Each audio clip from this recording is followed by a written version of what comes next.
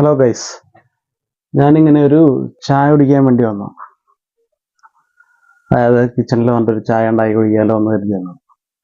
അപ്പോഴാണ് ചായ ഉണ്ടാക്കുമ്പോൾ എൻ്റെ ഭയങ്കരമായിട്ട് ശ്രദ്ധിക്കേണ്ട ഒരുപാട് കാര്യങ്ങളുണ്ട്. എന്ത് കുക്ക് ചെയ്യുമ്പോഴും ശ്രദ്ധിക്കേണ്ട കുറച്ച് കാര്യങ്ങൾ നമ്മളുണ്ട്. അപ്പോൾ നേരെ ചൊവ്വേ ശ്രദ്ധിച്ചില്ലെങ്കിൽ ഒരുപാട് ഭവിഷ്യത്തുകൾ സംഭവിക്കാം. അപ്പോൾ അത് ചീത്തയായി പോവാം. ഭവിഷ്യത്തുകൾ എന്നൊക്കെ അതല്ല കുക്ക് ചെയ്ത് പാകം ചെയ്ത് കറികളാണോ ഭക്ഷണം എന്ത് ടൈപ്പ് ഭക്ഷണമാണെങ്കിലും അത് ചീത്തയായി പോകും. അത് സ്വാഭാവികമാണ്. അപ്പോൾ നമ്മൾ അതിനുള്ള തയ്യാറെടുപ്പ് വേണം. അതിനുള്ള എല്ലാ സാമഗ്രികളും റെഡിയാക്കി വെക്കണം. എന്നിട്ട് എല്ലാം റെഡിയാക്കി വെച്ചിട്ട് വേണം ഇതൊരു ചെയ്യാൻ. പിന്നെ അതിനൊരു സമയമുണ്ട്. കൃത്യസമയത്ത് കൃത്യമായിട്ടുള്ള രീതിയിൽ വേണ്ട കാര്യങ്ങളൊക്കെ വേണ്ട സമയത്ത് ചേർത്ത് എല്ലാത്തിനും ഉപരിയായി നമ്മുടെ സ്നേഹത്തോടു കൂടി ചെയ്യുന്നത്. മോഹൻലാലിൻ്റെ എപ്പോഴും കമൻസിൽ മോഹൻലാൽ പറയുന്നത് കേൾക്കാം. ഇപ്പോൾ സ്നേഹത്തോടെ കറി വെക്കണം എന്നൊക്കെ പറയുന്നു. നല്ല കറി നല്ല ആവണം. അത് വളരെയധികം ശരിയാണ്. അതുപോലെ തന്നെയാണ് നമ്മുടെ വിദ്യാഭ്യാസത്തിൻ്റെ കാര്യങ്ങൾ. സ്കൂളുകളൊക്കെ തുറന്നു. ജൂൺ മാസമായി. മഴ സീസണും കൂടിയാണ്. കുട്ടികൾ പുതിയ സാഹചര്യങ്ങളിലേക്ക് ചേക്കേറുകയാണ്. അതായത് സ്കൂള്, പുതിയ ക്യാമ്പസ്, പുതിയ കൂട്ടുകാർ, പുതിയ ടീച്ചേഴ്സ്, പുതിയ വിദ്യാലയം. ചിലർക്ക് അത് തന്നെ ആയിരിക്കാം. അങ്ങനെ ഒരുപാട് പുതുമയിലേക്ക് കടക്കുകയാണ്. പുതിയ പുസ്തകങ്ങളുടെ സ്മെല്ല്, മണം, ആ ഒരു അറ്റ്മോസ്ഫിയർ, അന്തരീക്ഷത്തിൻ്റെ ഒരു മണം, ഇതൊക്കെയാണ് തന്നെയൊക്കെ ആദ്യം ആകർഷിച്ചത്. അപ്പോൾ വിദ്യാഭ്യാസ സമയത്ത് സ്കൂൾ കാലഘട്ടങ്ങളിൽ നമുക്ക് ഉണ്ടാകുന്ന ഓർമ്മകളാണ് എന്നും നിലനിൽക്കുന്ന ഓർമ്മകളിൽ ചിലത്. അപ്പോൾ ഈ ഓർമ്മകളൊക്കെ നിലനിൽക്കണമെങ്കിൽ ഇത് നമ്മൾ ആയിരിക്കുന്ന സമയം എൻ്റെ വേണ്ട വിധത്തിൽ എൻ്റെ ഒരു ഫുൾനെസ്, എൻ്റെ ഒരു പൂർണ്ണതയിൽ അത് ഉപയോഗിക്കുമ്പോൾ അതിൻ്റെ റിസൾട്ട് നമുക്ക് കിട്ടും. അപ്പോൾ ഒരുപാട് കാര്യങ്ങളിൽ നമ്മൾ ശ്രദ്ധിക്കേണ്ടതുണ്ട്. മാതാപിതാക്കളായാലും കുട്ടികളായാലും ഈ വിദ്യാഭ്യാസത്തിൻ്റെ സമയത്ത് ഒരുപാട് ശ്രദ്ധിക്കേണ്ട കുറച്ച് കാര്യങ്ങളൊക്കെ ഉണ്ട്. അപ്പോൾ കുറേ നാളുകൾക്ക് ശേഷം, അതായത് നമ്മൾ വെക്കേഷൻ ടൈമായിരുന്നു. വെക്കേഷൻ ടൈമിൽ കോഴ്സുകളൊക്കെ ഒന്നും വേറെ പഠിക്കാനൊന്നും പാടില്ല എന്നൊക്കെയായിരുന്നു പുതിയ നിയമം. എനിക്കറിയില്ല ഇനി എന്തെങ്കിലും കോഴ്സ് പഠിക്കാൻ വേറെ പോയിട്ടുണ്ടായിരുന്നോ ഒന്നും അറിയില്ല. എന്തായാലും വലിയ വെക്കേഷനൊക്കെ കഴിഞ്ഞിട്ട് വീണ്ടും പുതിയ സ്കൂളിൽ നിന്ന് തുടങ്ങി പുതിയൊരു ക്ലാസ് പുതിയൊരു അധ്യയന വർഷത്തിൻ്റെ ആരംഭമൊക്കെ കഴിഞ്ഞു. ജൂലൈയിൽ ക്ലാസ് തുടങ്ങി. ഏകദേശം സ്റ്റാർട്ടിങ് ഒക്കെ എല്ലാവരും നല്ല രീതി. അപ്പോൾ ഈ സമയത്ത് ഇനി ശ്രദ്ധിക്കേണ്ട കുറച്ച് കാര്യങ്ങളൊക്കെ ഉണ്ട്. എന്താണെന്ന് വെച്ച് കഴിഞ്ഞാൽ പുതിയ അസുഖങ്ങളൊക്കെ വരുന്നൊരു കാലഘട്ടം കൂടിയാണ്. മഴയൊക്കെ വരുമ്പോൾ ഒരുപാട് കേൾക്കാത്ത പല അസുഖം, ജലദോഷം, പനിയൊക്കെ നോർമലായിട്ട് വരുന്നതാണ്. അതൊക്കെ ഒരു അസുഖ ലക്ഷണം കൂടിയാണ്. പുതിയ അസുഖങ്ങൾ നമ്മൾ ശ്രദ്ധിക്കേണ്ട. കുട്ടികളെ ക്ലാസ്സിലേക്ക് വരുമ്പോൾ മാതാപിതാക്കൾ ശ്രദ്ധിക്കേണ്ട കുറച്ച് കാര്യങ്ങൾ. മറ്റു കുട്ടികളൊക്കെ ആയിട്ടൊക്കെ മിങ്കിൾ ചെയ്യുമ്പോൾ, മറ്റു പുറത്തുനിന്ന് വരുന്ന ഭക്ഷണമൊക്കെ കഴിക്കുമ്പോൾ, സ്കൂളുകൾക്ക് അടുത്തുള്ള പീടികയിൽ നിന്നും ഷോപ്പുകളിൽ നിന്നും കടകളിൽ നിന്നൊക്കെ കഴിക്കുന്ന ഭക്ഷണങ്ങൾക്ക് എന്തെങ്കിലുമൊക്കെ അസുഖം വരുത്തുമോ എന്നൊക്കെ ശ്രദ്ധിക്കണം. പിന്നെ അവർക്ക് വേണ്ട കാര്യങ്ങളെല്ലാം നോക്കേണ്ടത് മാതാപിതാക്കളുടെ കടമയാണ്. അവർക്ക് ഒരു വലിയ വെക്കേഷൻ്റെ ഭയങ്കര ഡിസ്റ്റർബൻസ് ആയിരുന്നു. ഇനി പിള്ളേർ സ്കൂളിൽ പോയല്ലോ, എല്ലാവിധ ശല്യങ്ങളും ഒഴിഞ്ഞല്ലോ, ഒരു ആശ്വാസം എന്ന് വിചാരിച്ചിരിക്കുന്ന മാതാപിതാക്കളുണ്ട് എന്ന് പറഞ്ഞാൽ തമാശ കുറഞ്ഞാണ്. പെൺകുഞ്ഞ് എല്ലാവർക്കും പെൺകുഞ്ഞ് തന്നെയാണ്. അപ്പോൾ അവരെല്ലാവർക്കും സ്കൂളിലേക്കൊക്കെ വിട്ട് ഇനി ബാക്കിയുള്ള ചുമതല മൊത്തം ടീച്ചേഴ്സും കോളേജും അല്ല സ്കൂളുകാരും ഒക്കെ നോക്കിക്കോളെന്ന് ചിന്തിച്ച് മാറി നിൽക്കണ്ട. അവരെന്ത് ചെയ്യുന്നു, ഡെയിലി അവരുടെ ഡയറീസ്, സ്കൂൾ ഡയറി, അതൊക്കെ ചെക്ക് ചെയ്യണം. എല്ലാ ദിവസവും പ്രസൻ്റ് ഉണ്ടോ, ആബ്സെൻ്റ് ഉണ്ടോ, കട്ട് ചെയ്യുന്നുണ്ടോ, നല്ല കൂട്ടുകാരാണോ, അത് ഭയങ്കര ഇമ്പോർട്ടൻ്റ്. ഏത് കൂട്ടുകാരെ ചെന്ന് വിടുന്നോ അതായിരിക്കും ആ കുട്ടിയുടെ സ്വഭാവം രൂപീകരണം. അപ്പോൾ നമ്മൾ സ്കൂളിലേക്ക് വിടുന്നത് നമ്മുടെ ഇൻ്റലക്ച്വൽ ഫോർമേഷന് മാത്രമല്ല, കൂടാതെ നമ്മുടെ ഇൻ്റലക്ച്വൽ അല്ല, ഒരു എൻറ്റയർ, അതായത് ഇൻ്റഗ്രൽ ഫോർമേഷനാണ്. അപ്പോൾ ഇൻ്റലക്ച്വലി ഫോർമേഷൻ കിട്ടണം, ഇമോഷണൽ ഫോർമേഷൻ കിട്ടണം, പിന്നെ ക്യാരക്ടർ ഫോർമേഷൻ കൂടി വേണം. നല്ലൊരു ക്യാരക്ടർ കൂടി ആവണം. അതാണ് നമ്മുടെ പ്രധാന ലക്ഷ്യം. പണ്ട് മുതലേ ഉണ്ടായിരുന്ന പ്രധാന ലക്ഷ്യം നല്ല ക്യാരക്ടർ ഫോർമേഷൻ. അല്ലാണ്ട് വിദ്യ നേടുക എന്നത് മാത്രമല്ല, നല്ല സ്വഭാവം കൂടി നേടുക. ഒരുപാട് പഠിച്ച് പഠിച്ച് പഠിച്ച് പഠിച്ച് ഒരുപാട് സർട്ടിഫിക്കറ്റ് ഒക്കെ മേടിച്ച് വെച്ചിട്ട് പുറത്തിറങ്ങിയ അപ്പം തന്നെ പ്രകോപിതനാകുന്നു, പെട്ടെന്ന് ദേഷ്യം വരുന്നു, പെട്ടെന്ന് അങ്ങനത്തെ സ്വഭാവമൊക്കെ ഉണ്ടായി കഴിഞ്ഞാൽ നമുക്ക് അഡ്ജസ്റ്റ് ചെയ്യാൻ കുറച്ച് ബുദ്ധിമുട്ടായിരിക്കും. അപ്പോൾ ഏറ്റവും പ്രധാനമായിട്ട് വേണ്ടത് നല്ല ക്യാരക്ടർ, മൊറാലിറ്റി പ്ലസ് എഡ്യൂക്കേഷൻ ആണ്. എത്തിക്സ് വളരെ ഇമ്പോർട്ടൻ്റ് ആണ്. എത്തിക്സ് ഇല്ലാതെ തന്നെ പിള്ളേരെ വളർത്തരുതെന്നുള്ളൊരു ഇതാണ്. കൂടുതലും നമ്മുടെ മതം, അതായത് ഓരോരോ മതങ്ങൾ ഏതൊക്കെയാണ്, ക്രിസ്ത്യൻ, ഹിന്ദു, ഇസ്ലാം, എത്തിയിസ്റ്റ് ഒക്കെ ഉണ്ട്. അപ്പം എങ്ങനെയാണെന്നറിയില്ല. അപ്പോൾ ആ മതം പഠിപ്പിക്കുന്നത് പ്രധാനമായിട്ടും മത നേതാക്കന്മാരെ കുറിച്ച് മാത്രമല്ല, മത ലീഡേഴ്സിനെ കുറിച്ച് മാത്രമല്ല, മറിച്ച് എത്തിക്സും കൂടിയാണ്. മതത്തിൻ്റെ ഒരു പ്രത്യേകത തന്നെ എത്തിക്സ് പഠിക്കണമെങ്കിൽ മതം പഠിച്ചാൽ ഏറ്റവും നല്ല മനുഷ്യനാണെങ്കിൽ അവർ മതം വിശ്വാസം തരുന്ന വിശ്വാസം എന്താണെന്ന് പഠിച്ചാൽ മതി. അപ്പോൾ എത്തിക്സ് ഓട്ടോമാറ്റിക്കലി നമ്മളിൽ വന്നു ചേരുന്നു, മൊറാലിറ്റി. അപ്പോൾ അത് മതം അതിനുള്ള പങ്ക് വളരെ അധികം വഹിക്കുന്നുണ്ട്. പിന്നീട് ശ്രദ്ധിക്കേണ്ട റെഗുലറായിട്ടുള്ള സ്റ്റഡീസ്, നമ്മുടെ കാര്യങ്ങളിലൊക്കെ റെഗുലറായിട്ടിരുന്ന് പഠിക്കുക. പഠിക്കാൻ താല്പര്യം ഉണ്ടാക്കിയെടുക്കണം. ഒരു താല്പര്യമില്ലാത്ത കുട്ടികളൊക്കെ ഉണ്ടാകും സാധാരണ. അത് എല്ലാ വിഷയങ്ങൾക്കും താല്പര്യം എല്ലാവർക്കും ഉണ്ടാവണമെന്നില്ല. അപ്പം നമ്മൾ ഡെയിലി ഒരു കാര്യങ്ങളായിട്ട് മിങ്കിൾ ചെയ്യുമ്പോൾ അത് നമ്മളിൽ നിന്ന് വീണ്ടും വീണ്ടും നമ്മൾ അതുമായിട്ട് അടുക്കുമ്പോൾ അത് നമ്മുടെ ഇഷ്ടപ്പെട്ട ഒരു കാര്യമായിട്ട് മാറും. നമ്മൾ ഇഷ്ടമില്ലാത്ത ഒരാളെ എപ്പോഴും നമ്മൾ കണ്ടുകൊണ്ടിരുന്ന നമ്മളറിയാണ്ട് ആ വ്യക്തിയുമായിട്ടൊരു കണക്ഷൻ വരും. അതുപോലെ തന്നെയാണ് പഠന വിഷയങ്ങൾ. ഇഷ്ടമില്ലാത്ത വിഷയങ്ങൾ കൂടുതൽ നേരെ ആവർത്തിച്ച് അതിനെക്കുറിച്ച് വീണ്ടും വീണ്ടും പലതവണ അതുമായിട്ടൊരു സമ്പർക്കം വരുമ്പോൾ നമ്മൾ ഓട്ടോമാറ്റിക്കലി ആ വിഷയത്തിനോട് ഒരു ചെറിയൊരു ഇഷ്ടവും താല്പര്യമൊക്കെ വന്നു അത് പഠിക്കാനുള്ള ഇൻട്രസ്റ്റ് കൂടും. അത് കഴിഞ്ഞ് റെഗുലറായിട്ട് പഠിക്കാത്തതിൻ്റെ പരിണിത ഫലം വലുതായിട്ട് വലിയൊരു പ്രായപൂർത്തിയായി കഴിയുമ്പോൾ നമുക്ക് അതിൻ്റെ മനസ്സിലാവും. ഇപ്പോൾ ഞാനൊക്കെ ഇപ്പോൾ ഒരു ഏജിലായി. അപ്പോൾ എനിക്ക് മനസ്സിലാവുന്നുണ്ട്, ചെറിയ പ്രായത്തിൽ നിന്ന് പഠിച്ചിരുന്നെങ്കിൽ ഇപ്പോൾ എവിടെ എത്തിയാനേ, ഒന്ന് കോൺസെൻട്രേറ്റ് ചെയ്തിരുന്നെങ്കിൽ, ഒന്ന് ഫോക്കസ് ചെയ്തിരുന്നെങ്കിൽ, ഒന്ന് ഡെഡിക്കേറ്റ് ചെയ്തിരുന്നെങ്കിൽ ഇപ്പോൾ വേറെ ലെവലിലെത്തിയാനേ എന്ന് ചിന്തിച്ചു പോകും.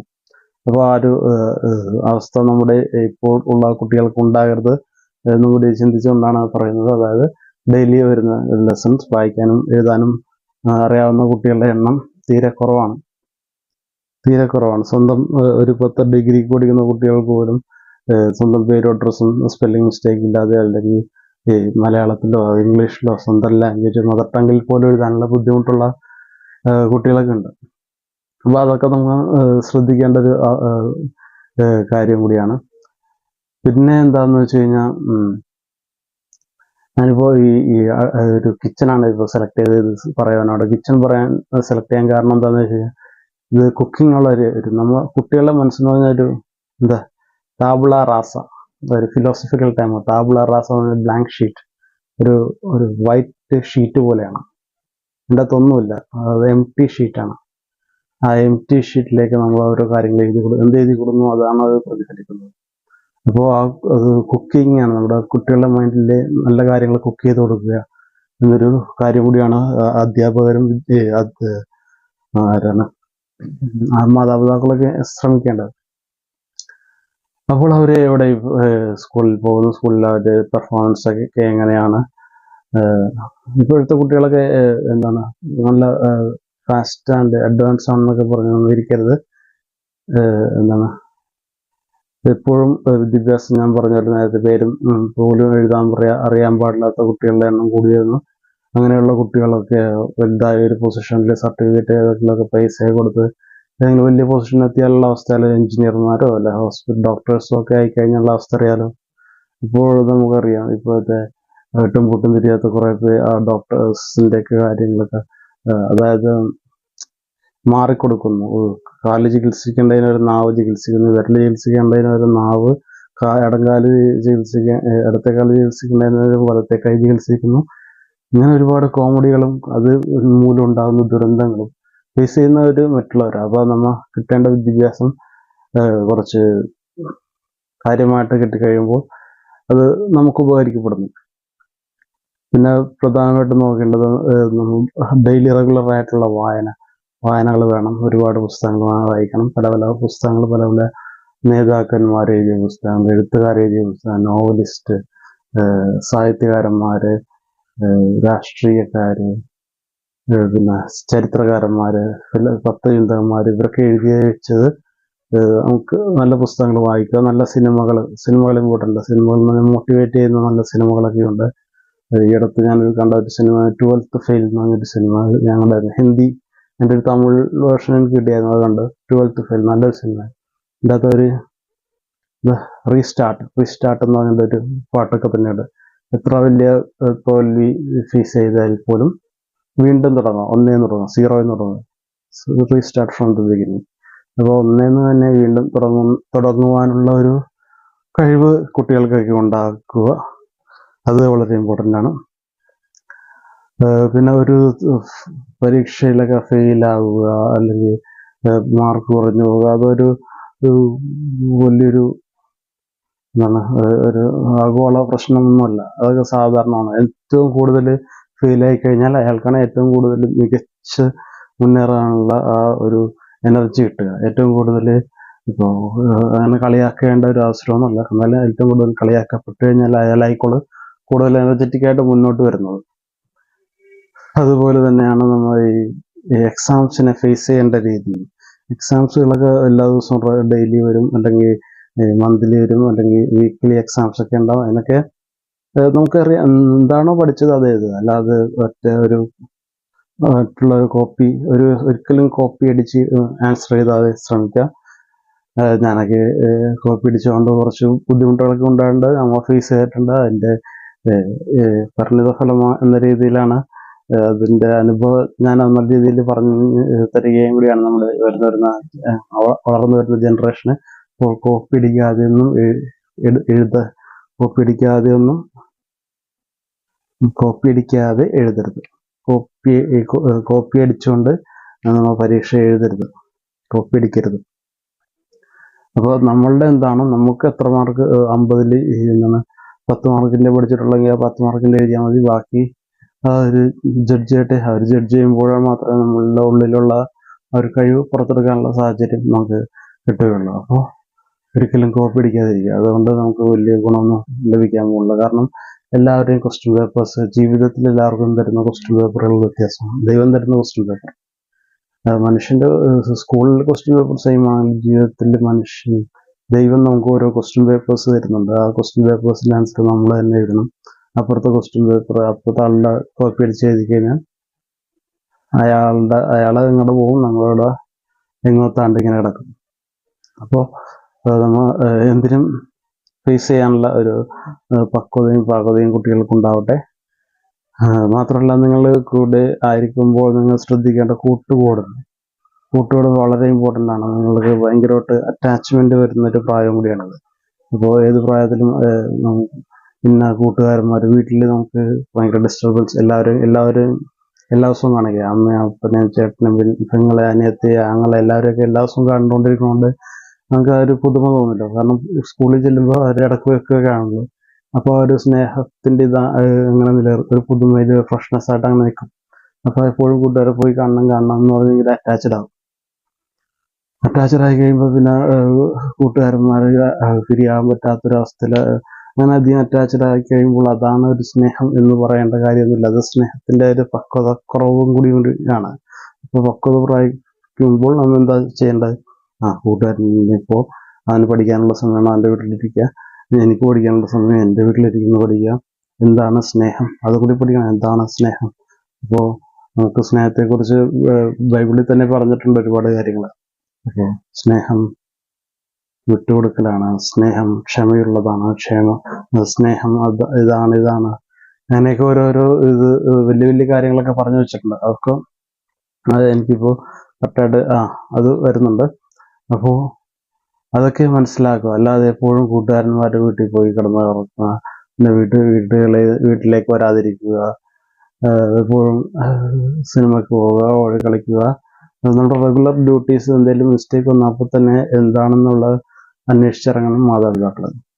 അല്ലെങ്കിൽ ഇത് ഇങ്ങനെ കാരണം അവർക്ക് ഒരു കോൺഫിഡൻസ് കിട്ടിക്കഴിഞ്ഞാൽ, അതായത് എന്ത് എങ്ങനെ പഠിച്ചാലും പാസ്സാവും എന്നുള്ള ഒരു കോൺഫിഡൻസ് കിട്ടി കഴിഞ്ഞാൽ പിന്നെ മറ്റു കാര്യങ്ങളിലേക്ക് ഇൻവോൾവ് ആവും. അപ്പോൾ അതിൽ ആ കാര്യങ്ങളും കൂടി ശ്രദ്ധിക്കേണ്ടതുണ്ട്. കൂട്ട് ഭയങ്കര ശ്രദ്ധിക്കണം. കാരണം ഒരുപാട് വലുതായി കഴിഞ്ഞിട്ട് ഈ കൂട്ടിട്ട് കണ്ടിന്യൂ ചെയ്യുന്നവരുണ്ട്. അറ്റാച്ച്മെന്റ് പുറത്തുള്ള സ്വന്തം വീട്ടുകാരായിട്ട് അറ്റാച്ച്മെന്റ് ഇല്ലെങ്കിലും കൂട്ടുകാരായിട്ട് ഭയങ്കര അറ്റാച്ച്മെന്റ് ആയിരിക്കും. അതുകൊണ്ട് എന്താണ് പ്രായമായിട്ട് കല്യാണം കഴിച്ച് പോയി കഴിഞ്ഞാലും അവരുടെ വൈഫും ഭാര്യയൊക്കെ അവിടെ കട്ടെ എൻ്റെ ഇവിടെ വന്നിട്ട് എന്നുള്ള. അപ്പൊ അവര് തമ്മിലാണ് ഒന്ന് തരേണ്ടത്. ഭാര്യയും ഭർത്താവും തമ്മിലൊന്നും, അല്ലാണ്ട് കൂട്ടുകാരന്മാർ തമ്മിലല്ല. അവർ രണ്ടുപേരും ഈ പ്രായത്തിൽ ഇങ്ങനെ കൂട്ടുകൂടി നടക്കുന്നത് അതൊരു തെറ്റല്ല. അപ്പൊ തെറ്റ് കാര്യങ്ങൾ തന്നെയാണ്. അപ്പോൾ ശരിയായിട്ടുള്ള എന്താണെന്ന് വെച്ചാൽ അവരുടെ രീതിയിൽ അവരെ വിടുക, അവരുടെ കൂട്ടുകെട്ട് അവരെ വിടുക. പിന്നെ നമുക്ക് ഇപ്പോ എൻ്റെ ഒരു കാഴ്ചപ്പാടിൽ കൂട്ടുകാരന്മാരുടെ കൂടി നശിച്ചു പോകുന്നവരാണ് കൂടുതൽ കുട്ടികളുള്ളത്. നല്ല കുട്ടികളൊക്കെ കൂട്ടുകാരന്മാർ വരുമ്പോഴാണ് പ്രശ്നങ്ങളിലേക്ക് ചെന്ന് വീഴുന്നത്. അപ്പോൾ ശ്രദ്ധിക്കാൻ നമ്മുടെ കൂട്ടുകെട്ട് അതെപ്പോഴും പാരൻസ് മോണിറ്റർ ചെയ്യണം. അത് ക്രോസ് ചെക്ക് ചെയ്യണം. ഇവരൊക്കെ എങ്ങനെയൊക്കെയാണ് ഈ അറ്റാച്ച്മെന്റ് എന്തോരമൊക്കെ ഉണ്ട് എന്നൊക്കെയുള്ളവർ വരെ. കാരണം അവർ വഴിതെറ്റി പോകുന്നത് ഈ കൂട്ടുകാര് അല്ല. അത്രയും നാള് നന്നായിട്ട് ജീവിച്ചു പോയ കുട്ടി പെട്ടെന്ന് ഓരോ ഡിമാൻഡ്സ് ഒക്കെ പറയുന്നു. അത് വേണം, ഇത് വേണം, മറ്റേ കുറച്ച് വേണം. ഇതൊക്കെ വേണമെങ്കിൽ കൂട്ടുകാരിൽ നിന്ന് കിട്ടുന്നതാണ്. അപ്പോൾ ഈ ഫ്രണ്ട്ഷിപ്പ് നല്ലതാണ്. പക്ഷെ അത് നമ്മൾക്ക് തന്നെ ദോഷം ചെയ്യുന്ന ഫ്രണ്ട്ഷിപ്പ് ആണെങ്കിൽ കഴിവതും ഒഴിവാക്കേണ്ടതാണ്. പിന്നീട് ശ്രദ്ധിക്കേണ്ട കാര്യങ്ങൾ ഈ എന്താണ് സർവ്വസുലഭമാണ് എല്ലായിടത്തും. അതായത് മിഠായിയുടെ രൂപത്തിൽ പോലും നമ്മളിലേക്ക് കൈകളിലേക്ക് എത്തിച്ചേരുന്ന ഈ മയക്ക് മരുന്നിന്റെ ഉപയോഗം ഇത് സർവ്വസാധാരണ. കുട്ടികളെയാണ് ഇപ്പോൾ അവരൊക്കെ ഉന്നം വെച്ചിരിക്കുന്നത്. ഇപ്പോൾ സ്കൂൾ പരിസരങ്ങളിലുമായിട്ട് ചില മിഠായികൾ, ചില ഗുളികൾ ചെറിയ രൂപത്തിലും കാണാനുള്ള വ്യത്യസ്ത രീതിയിലുള്ള ഗുളികൾ പോലത്തെ സാധനങ്ങളൊക്കെ വരും. അപ്പോൾ അതൊക്കെ മേടിച്ച് കഴിച്ച് കഴിയുമ്പോൾ നല്ലൊരു ഉന്മാദാവസ്ഥയിലേക്ക് പോകും. ഭയങ്കരമായിട്ട് എനർജറ്റിക് ആയിട്ട് ഇരിക്കുന്ന പോലെ തോന്നും. ഭയങ്കര ബുദ്ധി ഉള്ള പോലെ വെക്കണ പോലെയൊക്കെ തോന്നും. അത് പക്ഷേ കുറച്ചു നേരം ഉണ്ടാവുള്ളൂ. അത് കഴിയുമ്പോൾ അതിൻ്റെ ഭവിഷ്യത്ത് അനുഭവിക്കേണ്ടി വരും. പിന്നെ വന്നിച്ചു പിന്നെ ഉറക്കം തോന്നിപ്പോവും ആ സാധനം കിട്ടിയില്ലെങ്കിൽ. അപ്പോൾ നമ്മൾ നോക്കിയും കണ്ടുമൊക്കെ എന്താണ് പരിസരത്ത് ഉള്ള സാധനങ്ങളൊക്കെ മേടിച്ച് കഴിക്കുമ്പോൾ അവർ സ്കൂളിൽ കിട്ടുന്ന അവൈലബിൾ ആയിട്ടുള്ള കുറേ കൂട്ടുകാർ കൊണ്ടുവരുന്ന ഭക്ഷണങ്ങളൊക്കെ മേടിച്ച് കഴിക്കുമ്പോൾ അതൊക്കെ ശ്രദ്ധിക്കേണ്ടതുണ്ട്. അതിന് മാത്രമല്ല അവരുടേതായിട്ടുള്ള ചെറിയൊരു ഇൻവെസ്റ്റ്മെന്റ് ഒക്കെ വേണം നമ്മൾ കുട്ടികൾക്ക് ഇപ്പോൾ വീട്ടിൽ നിന്ന് അപ്പനോ അമ്മയോ തരുന്ന പൈസകളൊക്കെ അവരെ സേവ് ചെയ്ത് വെക്കാനുള്ള ഒരു മനസ്സ് വേണം. വെറുതെ സേവ് ചെയ്ത് വെക്കണം. എന്തോ ഒരു ആവശ്യമില്ലെങ്കിൽ പോലും സേവ് ചെയ്ത് ഇങ്ങനെ വെച്ചു. അത് വേറെ എപ്പോഴെങ്കിലുമൊക്കെ നമുക്ക് ഒരു ഉപകാരം ഇല്ലെങ്കിൽ പോലും ഇത് പെട്ടെന്നൊരു പൈസയുടെ ആവശ്യം വരും തക്കതായ കാരണത്തിന്. അപ്പോൾ പൈസ ഇങ്ങനെ സേവ് ചെയ്ത് വെക്കുന്നത് നല്ലതാണ്. പിന്നെ കൂടുതലും ഇപ്പോൾ എല്ലാവർക്കും പഴയ പോലെ ആൺകുട്ടികൾക്കൊരു സ്കൂള്, പെൺകുട്ടികൾക്കൊരു സ്കൂള് അങ്ങനെയൊന്നുമല്ല. ഇപ്പം എല്ലാവരും കംപ്ലീറ്റ് മിംഗ്ലിംഗ് ആണ്. മിക്സ്ഡ് സ്കൂൾസ് ആണ് എല്ലായിടത്തും ഉള്ളത്. അങ്ങനെ ആയിരിക്കണം എന്നാണ് ഇപ്പോൾ അതായത് വിദേശ രാജ്യങ്ങളിൽ പോലും അങ്ങനെയാണ്, മിക്സഡ് സ്കൂളുകളാണ്. വിദേശ രാജ്യത്തിന്റെ ഒരു കോപ്പിയുടെ ഭാഗമായിട്ടാണ് അത് എപ്പോഴും നമ്മുടെ ഓപ്പോസിറ്റ് സെക്സിലുള്ള ഒരു കുട്ടിയുമായിട്ട് വേണം സഹകരിക്കേണ്ടത്. അല്ലാതെ നമ്മൾ ഇങ്ങനെ പോയി കഴിയുമ്പോൾ ഇപ്പോൾ വിദേശ രാജ്യങ്ങളിലൊക്കെ എന്താണെന്ന് വെച്ച് കഴിഞ്ഞാൽ ഇപ്പോൾ ഒരു ആൺകുട്ടി രണ്ടാൺകുട്ടികളും പെൺകുട്ടികളൊക്കെ ഇട്ടൊക്കെ ഇങ്ങനെ നടന്നുകൊണ്ട് കണ്ടു കഴിഞ്ഞാൽ അവർ പറയും അവര് കപ്പിൾസ് ആണെന്ന് പറയും. രണ്ടാൺകുട്ടികൾ പോയി കഴിഞ്ഞാൽ അവർ കപ്പിൾസ് ആണെന്ന് പറയും. രണ്ട് പെൺകുട്ടികൾ പോയി കഴിഞ്ഞാൽ അവർ കപ്പിൾസ് ആണെന്ന് പറയും. അങ്ങനെയാണ് വിദേശം. കാരണം അത് നോർമലല്ല അവരെ സംബന്ധിച്ചോളം. യൂറോപ്യൻ രാജ്യങ്ങളിലൊക്കെ അതൊക്കെ അബ്നോർമലാണ്. അത് നോർമലായിട്ടുള്ളത് ആണും പെണ്ണും അതാണ്. അപ്പോൾ എല്ലായിടത്തും മിക്സ്ഡ് സ്കൂൾസ് ഒക്കെയാണ്. അപ്പോൾ മിക്സ്ഡ് സ്കൂൾ മാതാപിതാക്കൾ കഴിഞ്ഞ ജനറേഷനിലുള്ള മാതാപിതാക്കൾ അത് പറ്റില്ല, അതൊന്നും ശരിയാവില്ല, അതൊക്കെ എന്തൊക്കെ സംഭവിക്കും, എൻ്റെ കൊച്ചിനെ അങ്ങനെ വിടാൻ പറ്റില്ല, അങ്ങനെയൊക്കെ കുറച്ച് ബഹളങ്ങളൊക്കെ ഉണ്ടാക്കുന്നുണ്ടും അത് അവർ തന്നെ അതിൻ്റെ സൂക്ഷിക്കാനുള്ള ജാഗ്രതാ നിർദ്ദേശങ്ങളൊക്കെ കൊടുക്കണം. അവർക്ക് എല്ലാവിധ എഡ്യൂക്കേഷൻ കൊടുക്കണം. എല്ലാത്തിനും എഡ്യൂക്കേഷൻ എന്ന് പറയുമ്പോൾ എന്താണെന്ന് നിങ്ങൾക്ക് നന്നായിട്ട് അറിയാം. ആ ഒരു എഡ്യൂക്കേഷനൊക്കെ കുട്ടികൾക്കൊക്കെ കൊടുക്കണം. അപ്പോൾ അതിൽ നിന്ന് അവർ മനസ്സിലാക്കണം. എല്ലാ കുട്ടികളും പഴയ പോലെ എനിക്കൊക്കെ ചെറിയ പ്രായത്തിലൊക്കെ ഞാനൊക്കെ ഒരുപാട് ആദ്യം അതിലേക്ക് അനുഭവിച്ചിരുന്ന ആ ഒരു ഇന്നസെൻസ് ഉണ്ട്. ആ ഒരു ഏതെൻ തോട്ടത്തിൽ പാറിപ്പറന്ന് ഒന്നും അറിയണ്ട എല്ലാം ഇങ്ങനെ അവൈലബിൾ ആണ്, ഭക്ഷണം എല്ലാം ഉണ്ട്, സുഖിച്ചിങ്ങനെ ജീവിക്കുക, ഒരു ഇന്നസെന്റ് ആണ് അതൊക്കെ. അതേപോലത്തെ എൻ്റെയൊക്കെ കുട്ടിക്കാലം ഞാനൊക്കെ അങ്ങനെയായിരുന്നു. ഒന്നും അറിയണ്ട, ഇങ്ങനെ പാറിപ്പറന്ന് ഓടിച്ചാടിയൊക്കെ കിടന്നു.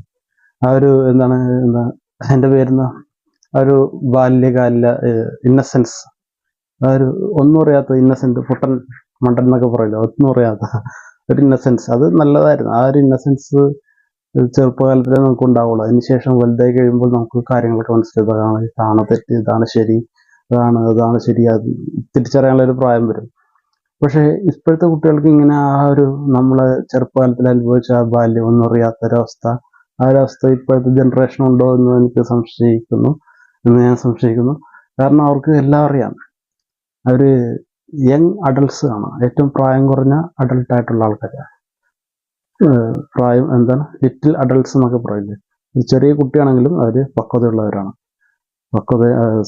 മാനസിക പക്വത, അവർക്ക് കാര്യങ്ങളൊക്കെ എല്ലാം അറിയാം. ശരി ഏതാണ്, തെറ്റേതാണ്, ഏതാണ് നല്ലത്, ഏതാ ചീത്ത എന്ന് ചെറിയ കുട്ടികൾക്ക് നന്നായിട്ട് അറിയാം. അപ്പോൾ എന്തുകൊണ്ട് അവരങ്ങനെയാവുന്നു, എന്തുകൊണ്ട് ഇങ്ങനെയാവുന്നു, ഈ പ്രായത്തിൽ എന്ത് സംഭവിക്കും, ഓരോ വളർച്ചയുടെ ഓരോ സ്റ്റേജ്, അവൻ വളരുന്നു, അവൾ വളരുന്നു എന്നൊക്കെ ഉള്ള പുസ്തകങ്ങളൊക്കെ ഉണ്ട്. അതൊക്കെ വായിച്ച് മനസ്സിലാക്കണം. പിന്നെ ഓരോ ഏജിലും നമ്മൾ സൂക്ഷിക്കേണ്ട ഒരുപാട് കാര്യങ്ങളൊക്കെ ഉണ്ട്. അപ്പോൾ ഇതെല്ലാം ശ്രദ്ധിക്കുക. അങ്ങനെ, കാരണം ഇപ്പോൾ പഠിക്കാൻ കഴിവില്ലാത്ത കുട്ടിയാണെങ്കിൽ പോലും നമുക്ക് പ്രോത്സാഹനം കൊടുത്ത് കാരണം ഏറ്റവും ഓരോരുത്തർക്കും ഓരോ ടേസ്റ്റാണ്. പണ്ടൊക്കെ ഇന്ന വിഷയങ്ങൾ പഠിച്ചാലേ രക്ഷപ്പെടുള്ളൂ, അത് പഠിച്ചാലേ രക്ഷപ്പെടുള്ളൂ എന്നല്ല. ഇപ്പോൾ നിന്റെ ടേസ്റ്റ് ഇപ്പോൾ പഠനത്തിലായിക്കുള്ള വേറെ വല്ല എക്സ്ട്രാ കരിക്കുലർ ആക്ടിവിറ്റിയിലായിക്കുള്ള, അപ്പോൾ അത് ചെയ്യുക, അതിൽ കോൺസെൻട്രേറ്റ് ചെയ്യുക. കാരണം നമ്മുടെ അബ്ദുൽ കലാം സർ പ്രസിഡന്റ് പറഞ്ഞിട്ടുണ്ടായിരുന്നു, best brain of the country is in the last bench of the class എന്ന് പറയുന്നത്. അവസാന ബെഞ്ചിലിരിക്കുന്ന, അവസാന ബെഞ്ചിൽ എന്ന് പറഞ്ഞാൽ ഏറ്റവും പഠിപ്പില്ലാത്ത ഒരു മണ്ടന്മാരായിട്ടുള്ള ആൾക്കാരൊക്കെ എന്നാണ് ഒരു കൺസെപ്റ്റ്. പക്ഷെ അവിടെ ആയിരിക്കുള്ള ഏറ്റവും ബെസ്റ്റ് ഇന്റലിജൻസ് ഉള്ള ആളുകൾ ഏറ്റവും ഉണ്ടെന്നുള്ള ഒരു അണ്ടർസ്റ്റാൻഡിങ്ങിലാണ് അബ്ദുൽ കലാം അങ്ങനെ പറഞ്ഞത്. അപ്പോൾ നമ്മൾ കൂടുതൽ കോൺസെൻട്രേറ്റ് ചെയ്യേണ്ട ഒരു വിഷയം എന്താണെന്ന് വെച്ച് കഴിഞ്ഞാൽ പഠനത്തിൽ കൂടുതൽ കോൺസെൻട്രേറ്റ് ചെയ്യുക. കാരണം ബുദ്ധിയുള്ളവരെയാണ് നമുക്ക് ഇന്ത്യക്ക് വേണ്ടത്. ബാക്കി മണ്ടന്മാരെയൊക്കെ ഞങ്ങൾ വിദേശത്തോട്ട് കയറ്റി വിട്ടോ എന്ന് നോക്കണ്ട. വെറുതെ പറഞ്ഞാണ്, ബുദ്ധിയുള്ളവരെ തന്നെയാണ് വിദേശത്തോട്ടും വിടുന്നത്.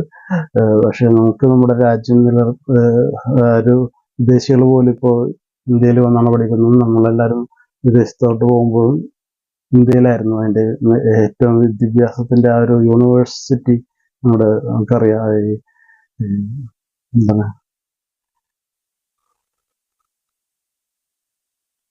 വലിയ ശ്രീബുദ്ധ ആ ഒരു ആശ്രമങ്ങളും